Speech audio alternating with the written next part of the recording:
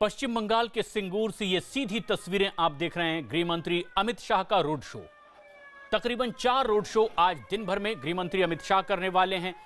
3 चरणों का चुनाव पश्चिम बंगाल में हो चुका है। चौथे चरण के लिए अब पूरी ताकत झोंकते हुए आगे बढ़ते दिखाई दे रहे हैं बीजेपी के स्टार प्रचारकों में से एक अमित शाह, जिन्होंने सबसे पहले दावा किया था कि इस बार पश्चिम बंगाल में बीजेपी 200 के पार जाएगी और अपनी सत्ता बनाएगी। लेकिन सबसे खास बात यह है कि सिंगूर ये वो इलाका है जहां ममता बनर्जी ने एक किसान आंदोलन के जरिए अपनी राजनीतिक सफर की भी शुरुआत की थी। इस बार भले ही वो नंदीग्राम से चुनावी मैदान में थी, लेकिन एक बेहद अहम बात यह भी कि सिंगूर में उनके ही कभी अपने साथी रहे टीएमसी विधायक रविंद्रनाथ भट्टाचार्य इस बार बीजेपी की टिकट पर चुनावी मैदान में हैं। और कमोबेश ऐसे ही हालात नंदीग्राम में भी, क्योंकि नंदीग्राम में शुवेंदु अधिकारी जो ममता बनर्जी के उस आंदोलन के वक्त के साथी थे, जिस किसान आंदोलन के बाद सियासी पारी की शुरुआत ममता बनर्जी ने की थी, तो नंदीग्राम में उनके सामने कभी उनके ही अपने करीबी सिपह सालार शुवेंदु अधिकारी जिस तरह थे, आज सिंगूर में भी एक ऐसे ही टीएमसी के विधायक रहे रविंद्रनाथ भट्टाचार्य बीजेपी के चुनाव चिन्ह पर चुनावी मैदान में उतरे हैं और अमित शाह आज उनके लिए वोट की अपील कर रहे हैं। सिंगूर की ये सीधी तस्वीरें हमारे दर्शक इस वक्त देख रहे हैं। अंदाजा इस बात से लगाया जा सकता है कि बीजेपी की स्ट्रेटेजी क्या है। दरअसल जो इलाके खास तौर पर टीएमसी के गढ़ रहे हों, जहां ममता बनर्जी मजबूत रही हो, जिन इलाकों से ममता बनर्जी ने अपनी पारी की शुरुआत की हुई हो और वो मानती हो कि लगातार ये क्षेत्र उन्हें समर्थन देता रहेगा, वहां अब नए सिरे से सियासी घमासान छिड़ते बीजेपी नजर आ रही है और उनके स्टार प्रचारक। और आज गृह मंत्री अमित शाह इसी कड़ी में पश्चिम बंगाल के सिंगूर में हैं। चौथे चरण में 10 तारीख को यहां मतदान होना है और जैसे जैसे मतदान और चुनाव प्रचार का वक्त खत्म होने का नजदीक चला आता जा रहा है, वैसे वैसे अब धुआंधार प्रचार हो रहा है। रोड शो के जरिए कोशिश इसी बात की होती है कि हर उन गलियों से गुजरा जाए जिसके किनारे उनके मतदाता बसते हों। अमित पांडे हमारे सहयोगी सिंगूर में इसी रोड शो में शामिल ग्राउंड रिपोर्टिंग करते हुए मौजूद हैं। अमित, क्या सबसे अहम बात सिंगूर के इस रोड शो में जो अमित शाह कर रहे हैं, जो आप देख पा रहे हैं?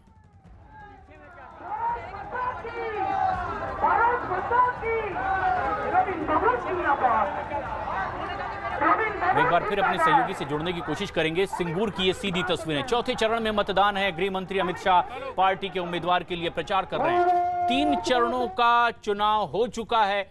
8 चरणों में मतदान पश्चिम बंगाल में है।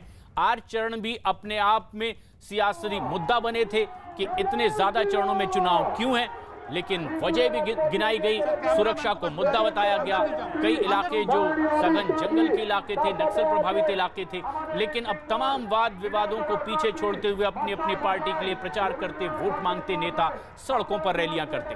गृह मंत्री अमित शाह सिंगूर की सड़कों पर घूमते हुए, बड़ी तादाद में समर्थक और बीजेपी के कार्यकर्ता भी, सिंगूर के वो लोग, लेकिन क्या वो सिंगूर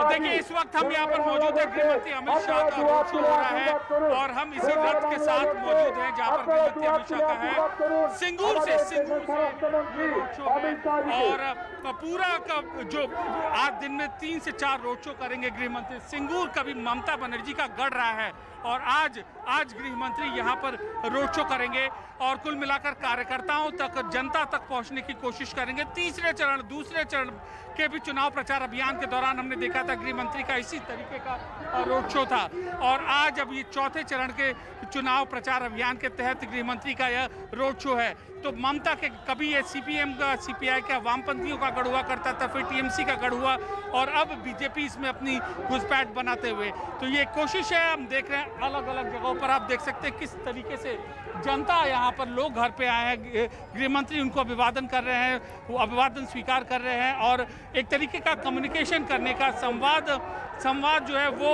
स्थापित करने की कोशिश है। तो जी, और ये तस्वीरें हम देख रहे हैं गृह मंत्री अमित शाह सिंगूर में रोड शो करते हुए। उनके साथ सिंगूर से बीजेपी के उम्मीदवार भी हैं और हमारे साथ लगातार बने हुए हमारे सहयोगी अमित पांडे भी, जो इसी रोड शो का हिस्सा हैं, ग्राउंड रिपोर्टिंग करते हुए।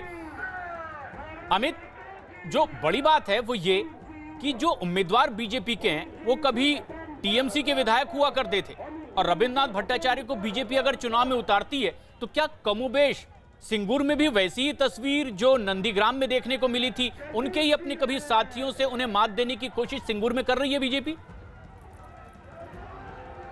जी बिल्कुल, सिंगूर में यहाँ पर एक गढ़ रहा है ममता बनर्जी का, और यहीं से उनके पूरे के पूरे राजनीति की आंदोलन की उत्पत्ति हुई थी। और आज यहाँ पर उनके टीएमसी के गढ़ में आकर उनको चुनौती दे रही है, उनको चुनौती दे रहे हैं बीजेपी, और खुद गृह मंत्री की अगुवाई में है। तो साफ तौर पर अंदाजा लगा जाए, शायद यही उम्मीद। सर, आप ही उम्मीदवार हैं?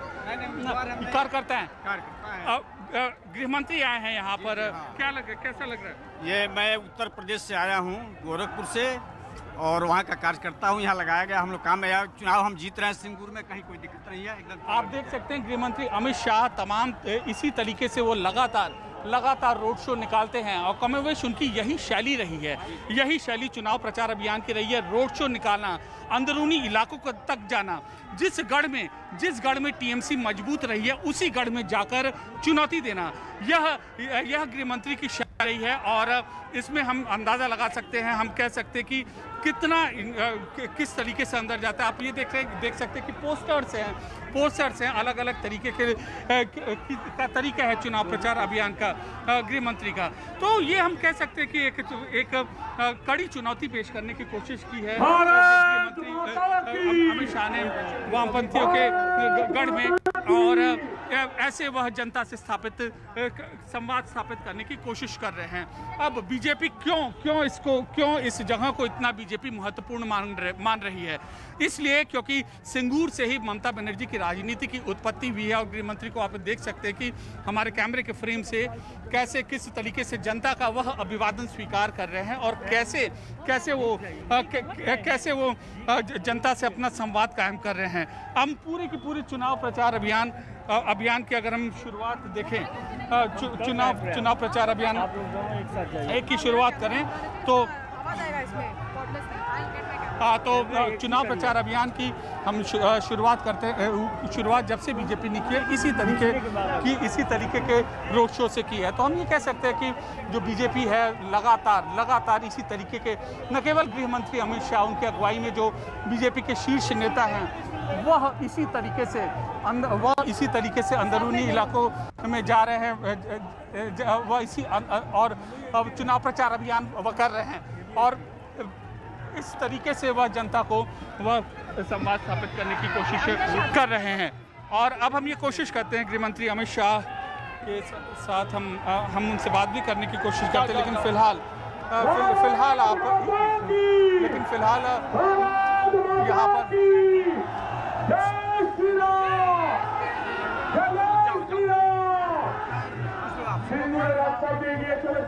স্বরাষ্ট্রমন্ত্রী মাননীয় অমিত শাহজি তার সাথে আছেন আমাদের প্রিয় मुख्यमंत्री अमित शाह का ये रोड शो है, आप देख सकते हैं। हमारे सहयोगी लगातार ये कोशिश कर रहे हैं कि गृह मंत्री अमित शाह से भी बातचीत हो सके, और अमित पांडे हमारे सहयोगी इसी रोड शो का हिस्सा भी हैं।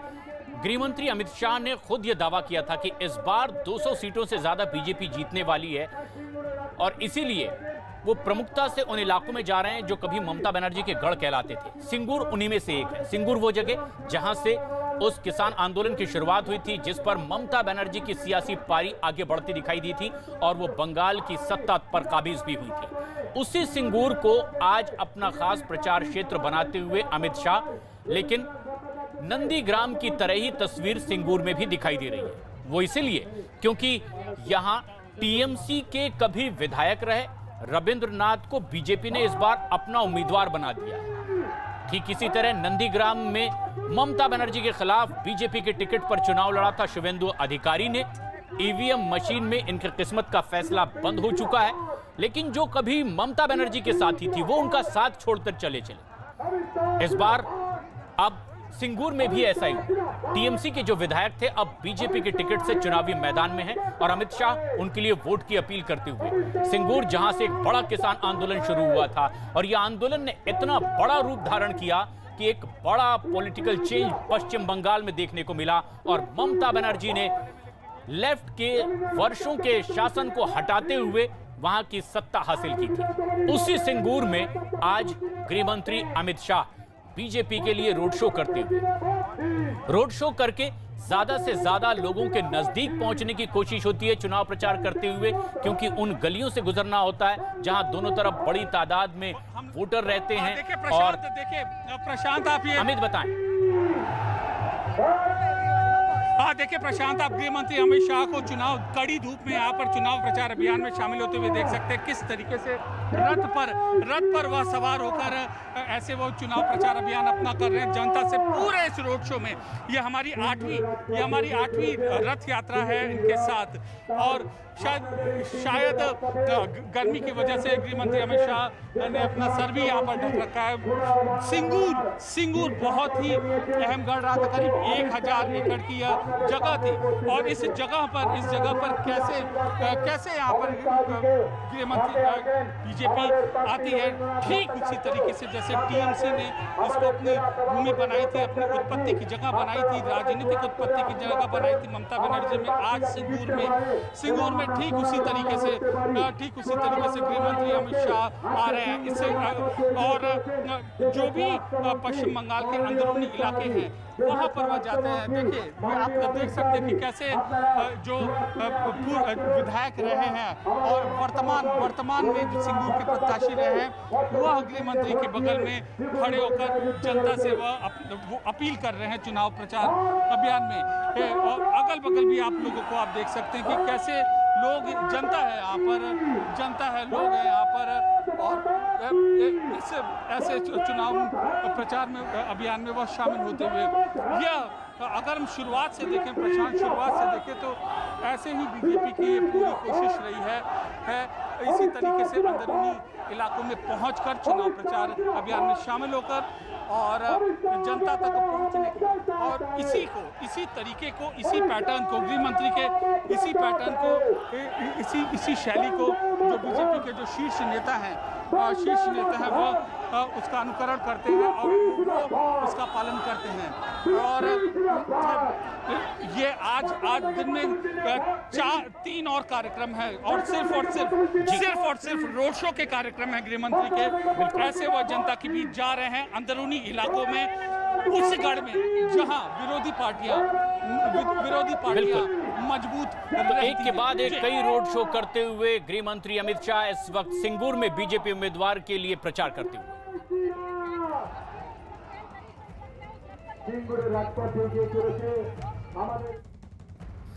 अहमदाबाद के कालूपुर इलाके में मौजूद रेवड़ी बाजार में 20 मार्च को लगी आग के पीछे आतंकी साजिश की बात सामने आ रही है। अहमदाबाद क्राइम ब्रांच की टीम ने यह दावा किया है कि आग लगने के लिए पैसे दुबई से भेजे गए थे। घटना को अंजाम देने के लिए पहले 1.5 लाख रुपए भेजे गए थे और फिर बाद में 25,000 रुपए और भेजे गए थे।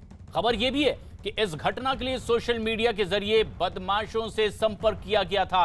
क्राइम ब्रांच की ओर से इस घटना का सीसीटीवी वीडियो भी जारी किया गया है और इस वक्त की ये एक बेहद अहम खबर कि गुजरात के अहमदाबाद में पिछले दिनों जो आग लगने की घटना हुई थी उसके पीछे आतंकियों की साजिश थी और बाकायदा आतंकियों ने इसके लिए पैसे भी पहुंचाए। जनक दवे हमारे सहयोगी फोन लाइन पर मौजूद हैं। जनक, क्या अब तक के पता चल पाया है इस आतंकी साजिश के बारे में?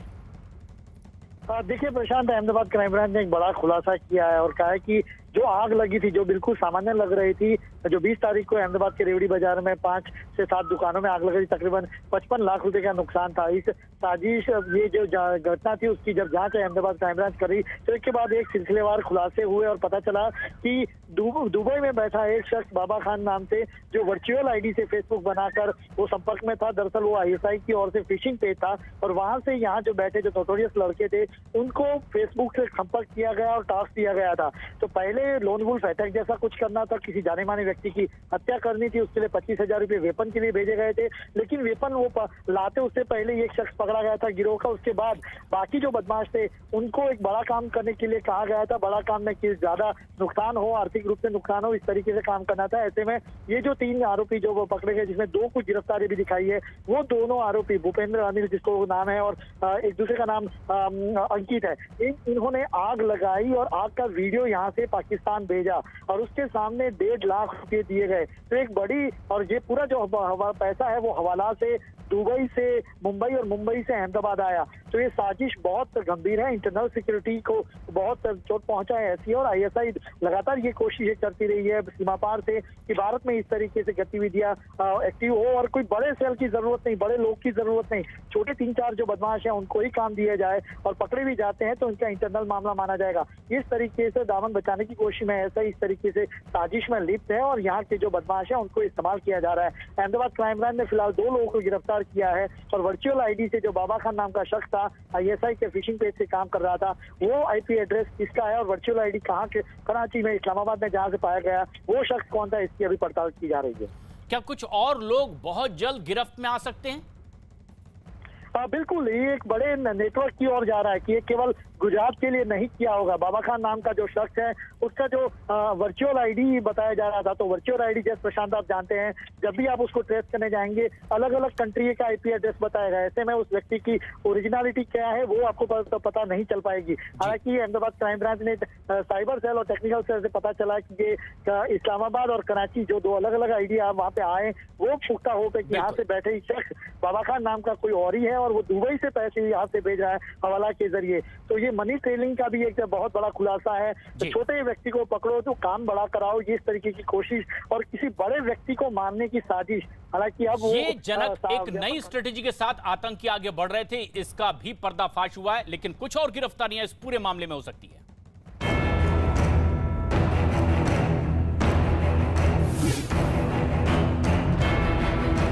कैजुअल अप्रोच सोसाइटी में इमर्ज की है, लापरवाही का फैक्टर बहुत ज़्यादा आया है।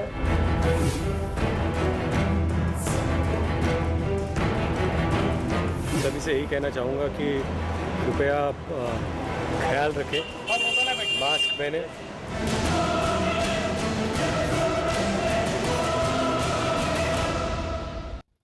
बेहद अहम खबर है इस वक्त की। महाराष्ट्र के पुणे में कोरोना की वजह से हालात बेकाबू होते चले जा रहे हैं और अब पुणे महानगर पालिका ने कोरोना से निपटने के लिए सेना से अस्पतालों में मदद की मांग की है। पुणे में इस वक्त कोरोना के इलाज में जुटे निजी और सरकारी अस्पतालों में अब मरीजों के लिए बेड उपलब्ध नहीं है। इसके अलावा पुणे में कोरोना मरीजों के लिए 445 वेंटिलेटर भी अब पूरी तरीके से फुल हो चुके हैं। पुणे में सेना का जो अस्पताल है उसकी क्षमता 335 बेड की है, इसमें 15 वेंटिलेटर भी मौजूद है। पुणे महानगर पालिका की ओर से कमिश्नर का दावा यह है कि आज शाम तक सेना की तरफ से मदद भी मिल जाएगी।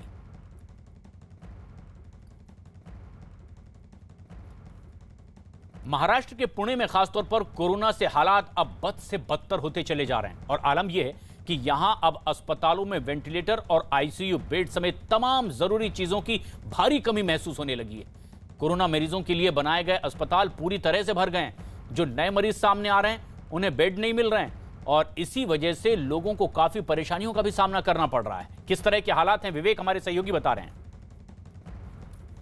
पुणे में कोरोना की हालात जो है वो बद से बदतर होते जा रहे हैं और इस समय हम पुणे सिटी के सबसे बड़े कोविड सेंटर के बाहर खड़े हैं और जो बताया जा रहा है कि यहाँ पर जितने भी बेड है और वेंटिलेटर है पूरी तरह से भर चुके हैं और मरीजों की जो आने की जो नंबर्स हैं वो लगातार यहाँ पर जारी हैं और हालात धीरे धीरे बद से बदतर होते जा रहे हैं। एक पीड़ित परिवार है जो रात भर से परेशान था अपनी दादी को एडमिट कराने के लिए, उनसे बात करते हैं। क्या नाम है आपका? ऋषिकेश। बताओ कि आपकी दादी पॉजिटिव है तो फिर घर में और कौन कौन, कितना बड़ा चैलेंज था दादी को एडमिट कराना? बहुत चैलेंजिंग है अभी की सिचुएशन, पुणे की सिचुएशन, महाराष्ट्र की सिचुएशन बहुत क्रिटिकल है। केसेस दिन ब दिन बढ़ रहे एंड हॉस्पिटल सारे फुल है, अभी एक भी बेड अवेलेबल नहीं है। आपको बहुत चैलेंजिंग सिचुएशन है ये, क्योंकि बेड अवेलेबल नहीं है, ना ही कोई प्राइवेट हॉस्पिटल में भी कोई बेड अवेलेबल है, पूरा फुल है अभी सिचुएशन। ये बताइए कि आप अपनी दादी की जो उनकी उम्र कितनी और कितनी देर से उनके लिए बेड ढूंढ रहे थे और कितनी परेशानी झेलनी पड़ी? दादी की उम्र अभी 74 है और मैं रात से उनका जब ऑक्सीजन लेवल कम हुआ रात को 12 बजे, उनका ऑक्सीजन लेवल कुछ तो 83 हुआ था। उसके बाद से मैं सर्च कर रहा हूँ एंड अभी मुझे एक बेड मिल गया। तो आपने कितने हॉस्पिटल गए, कितनी जगह ट्राई किया? मैंने कम से कम 15-20 हॉस्पिटल में गया, उससे ज़्यादा कॉल्स किए हॉस्पिटल में। कोई हॉस्पिटल में बेड अवेलेबल नहीं है, कोई हॉस्पिटल में ऑक्सीजन लेवल का बेड नहीं है। महाराष्ट्र में बहुत ज्यादा दिक्कत है, लेकिन कई और राज्य हैं जो अब तेजी से इसकी चपेट में आ रहे हैं और मध्य प्रदेश उन्हीं में से एक है। क्या ताजा हालात यहां बने हुए हैं? मनोज शर्मा हमारे सहयोगी इस वक्त हमसे सीधे जुड़ रहे हैं। मनोज, मध्य प्रदेश में तेजी से अब कोरोना के मामले बढ़ते चले जा रहे हैं, क्या वजह सरकार को महसूस हो रही है और आगे के लिए क्या तैयारी की गई है? देखिए, अभी मुख्यमंत्री शिवराज सिंह चौहान ने जो स्वास्थ्य आग्रह किया था 24 घंटे का, और मुख्यमंत्री ने अब सीधे तौर पर इस बात का ऐलान कर दिया है कि अगर ज़रूरत होगी, जो बुरी तरह से प्रभावित कोरोना से प्रभावित ज़िले हैं उनमें ज़रूरत होगी तो लॉकडाउन भी लगाया जाएगा। और आज मध्य प्रदेश की सरकार कोरोना की जो समीक्षा बैठक करेगी उसमें क्राइसिस मैनेजमेंट ग्रुप जो कि अलग अलग ज़िलों में है उनसे बातचीत करने के बाद शिवराज सिंह चौहान इसका फैसला कर सकते हैं। हमारे साथ डॉक्टर अभिजीत देशमुख हैं, हम इनसे बात करते हैं। जो कोरोना को लेकर अभी आप बात कर रहे थे, एक रेमडेसिविर इंजेक्शन है, बहुत मतलब ज़रूरी चीज़ होती है और उसको लेकर लोग बेहद परेशान हैं। बिल्कुल, एक तो ये इंजेक्शन जो मार्केट में मिल रहा है वो काफ़ी महंगा मिल रहा है, और ये इस बार जो कोरोना आया है वो पूरा परिवार को अफेक्ट कर रहा है। मतलब एक कोई अगर मेंबर को किसी को इन्फेक्शन हो जाता है तो वो पूरे परिवार को घेर लेता है। तो जब ये देखा गया कि जब परिवार एडमिट होते हैं हॉस्पिटल में तो सबको इंजेक्शन लगते हैं, तो ये एक बहुत फाइनेंशियल बर्डन हो जाता है। तो सरकार ने ये बहुत अच्छा कदम उठाया है कि रेमडेसिविर की कीमतों को कंट्रोल करना, कैपिंग करना। तो सरकार कह रही है कि उसकी खरीद सरकार करेगी, तो सरकार अगर रेमडेसिविर की इंजेक्शन की खरीदी करती है, अभी तो जैसे हमारी जानकारी में आया कि 5,500 रुपये का एक इंजेक्शन, कैसे मतलब आम आदमी के लिए तो ये बहुत ही मुश्किल बात है। ये 5,500 और कई जगह तो वो ब्लैक में मतलब और ज़्यादा कीमत में मिल रहा है। तो मुझे लगता है कि जो अभी निर्णय लिया है सरकार ने उससे इस पर काफ़ी अंकुश लगेगा। शिवराज सिंह चौहान मुख्यमंत्री ने अभी घोषणा की थी कि जो रेमडेसिविर इंजेक्शन है उसे सरकार खरीदेगी। हम लोगों से और पूछते हैं, आप मैं बड़ी देर से आपको ऑब्जर्व कर रहा हूँ, आप मुख्यमंत्री के कार्यक्रम में भी खड़े थे, तो आप मास्क लगातार पहने हुए, लेकिन जो आपके आसपास जब नहीं पहनते हैं तो आप कैसे रिएक्ट करते हैं? देखिए, मैं एक जागरूक नागरिक होने के नाते या एक जर्नलिस्ट होने के नाते लोगों से आग्रह करता हूँ कि वो मास्क लगाएं। और हम लोग सोशल मीडिया पर भी कैंपेन चला रहे हैं, अपना न्यूज़ चैनल है या जो अखबार है उसमें भी जो भी इस देश में समझदार व्यक्ति है वो लोगों से इस तरह की अपील कर रहा है कि कर रहे हैं। देखिए आप, क्योंकि मध्य प्रदेश में जो हालात हैं प्रशांत, तो वाकई ये बेहद गंभीर हैं मनोज, और जो तस्वीरें आप पहुंचा रहे हैं वो चिंता का विषय है। और इसीलिए मध्य प्रदेश के मुख्यमंत्री शिवराज सिंह चौहान ने भी कहा है कि जरूरत पड़ी तो लॉकडाउन के अंतिम विकल्प पर भी विचार किया जाएगा। आरंभ से ये प्रयास करता रहा हूं कि लॉकडाउन अंतिम उपाय है। इसके पहले के सारे उपाय हमको आजमाने की कोशिश करना चाहिए, लेकिन जहां जहां ये आवश्यक हो जाएगा संक्रमण रोकने के लिए, वहां लॉकडाउन के विकल्प पर भी परिस्थितियां देख के जाने का फैसला किया जाएगा। मनोज लगातार हमारे साथ बने हुए हैं। मनोज, अगर मुख्यमंत्री खुद ये कहते हैं कि लापरवाही इसी तरह से अगर होती रही, मामले बढ़ते रहे, तो लॉकडाउन का विकल्प खुला हुआ है, इसका क्या असर लोगों पर पड़ता हुआ दिखाई दे रहा है? ये लोगों पर इस बात का जाहिर तौर पर असर तो है, लेकिन अभी भी आप जब सड़क पर घूमेंगे तो आपको 10 तरह के मामले सामने आएंगे, क्योंकि लोग ऐसे आपको दिखेंगे जो मास्क नहीं पहने हैं। क्योंकि जो लॉकडाउन अब मुख्यमंत्री ने कहा है, तो हम एक बार विशेषज्ञ से बात करते हैं। सर, डॉक्टर साहब आप ये बताइए, लॉकडाउन मुख्यमंत्री ने अब क्लियर कर दिया कि लॉकडाउन ही आखिरी विकल्प है, और सरकार मतलब अब इस मूड में दिख रही है लॉकडाउन लगाने के। आपको लगता है कि लॉकडाउन से हालात बेहतर होंगे? लॉकडाउन तो ये सबसे आखिरी विकल्प होता है, पर जब पॉजिटिविटी रेट, किसी भी इन्फेक्शन की पॉजिटिविटी रेट, मतलब कि नंबर ऑफ इन्फेक्शन जो है बढ़ते जाएंगे एक लेवल के बाद, तो लॉकडाउन इज़ मस्ट, पर वो सबसे आखिरी विकल्प रहेगा। आखिरी विकल्प है। देखिए, मतलब जो जानकार हैं वो भी इस बात को मानते हैं कि लॉकडाउन ही आखिरी विकल्प है, जिससे उस चेन को, जो इन्फेक्शन की, संक्रमण की चेन है, उसे तोड़ा जा सकता है। बिल्कुल मनोज, और ये बात अब लोगों को भी खुद महसूस करनी पड़ेगी कि उनकी ओर से की गई लापरवाही एक बड़ी दिक्कत उनके लिए, उनके अपनों के लिए पैदा कर सकती है। और इसी कड़ी में एक बेहद अहम खबर राजधानी दिल्ली से। दिल्ली हाईकोर्ट ने साफ कर दिया है कि दिल्ली में अगर आप अकेले भी कार में जा रहे हैं तब भी मास्क लगाकर रखना बहुत जरूरी है। अगर नियम तोड़ा गया तो चालान किया जाएगा। एक याचिका में निजी कार में अकेले जा रहे शख्स ने मास्क पहनने के नियम को चुनौती दी थी, लेकिन कोर्ट ने अपने आदेश में माना कि कार भी एक पब्लिक प्लेस है, आप यहां भी मास्क लगाने से नहीं बच सकते अगर आप अकेले सफर कर रहे हो कार में तब भी। इतना ही नहीं, कोर्ट ने अपने फैसले में कहा है कि एक सुरक्षा कवच की तरह आप इस मास्क को समझें, जिससे कोरोना को रोकने में बड़ी मदद मिलती है। हाई कोर्ट ने भी कहा है कि मास्क पहनना कोरोना को रोकने का एक बड़ा और सबसे अहम उपाय भी है। लाखों लोगों की इससे जान बचाई जा सकती है।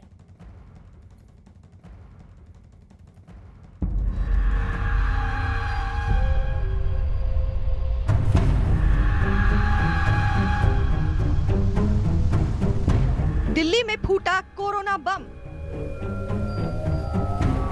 130 दिन बाद एक दिन में 5100 नए मरीज।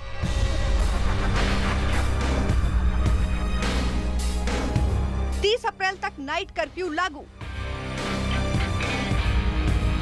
कोरोना के लगातार बढ़ते मरीजों की संख्या के लिहाज से दिल्ली देश के 5 राज्यों में शुमार हो गया है, तो चिंतित सरकार ने सख्ती भी बढ़ा दी है। लेकिन मास्क नहीं पहनने वालों को लेकर बढ़ती जा रही सख्ती जब चालान की नौबत तक पहुंची, तो बीच सड़क पर शुरू हुई बहस किस तरह मारपीट में बदल गई, ये उसी की तस्वीर है।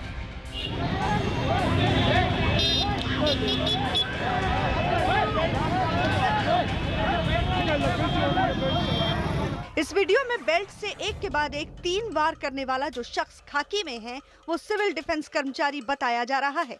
बताया गया कि मास्क नहीं पहनने की वजह से मोटरसाइकिल से सफर कर रहे एक शख्स से चालान को लेकर इसकी बहस शुरू हुई। बात इतनी बढ़ी कि सिविल डिफेंस के कर्मचारी ने बेल्ट बरसाना शुरू कर दिया। हालांकि मौके पर मौजूद दूसरे कर्मचारियों ने बीच बचाव किया और मारपीट करने वाले साथी को पकड़कर दूसरी तरफ ले गए। इस हंगामे की वजह से कुछ देर के लिए सड़क पर जैम लग गया और गाड़ियों की आवाजाही रुक गई। इसके बाद तो सिविल डिफेंस के कर्मचारी और इस शख्स के बीच जमकर मारपीट हुई।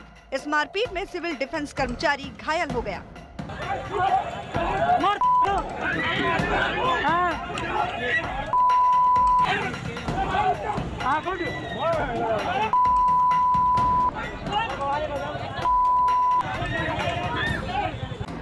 कोरोना की वजह से पैदा हुआ तनाव सड़कों पर मारपीट की घटना में बदल रहा है।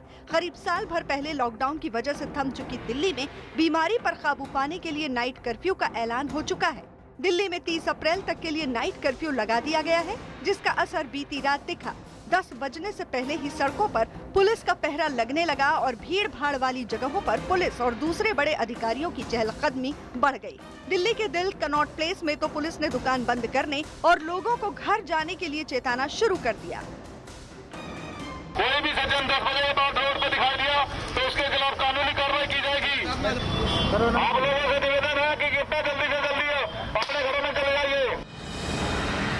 इस अपील का असर रंग लाता दिखा और दुकानदार अपना सामान समेटते नजर आए।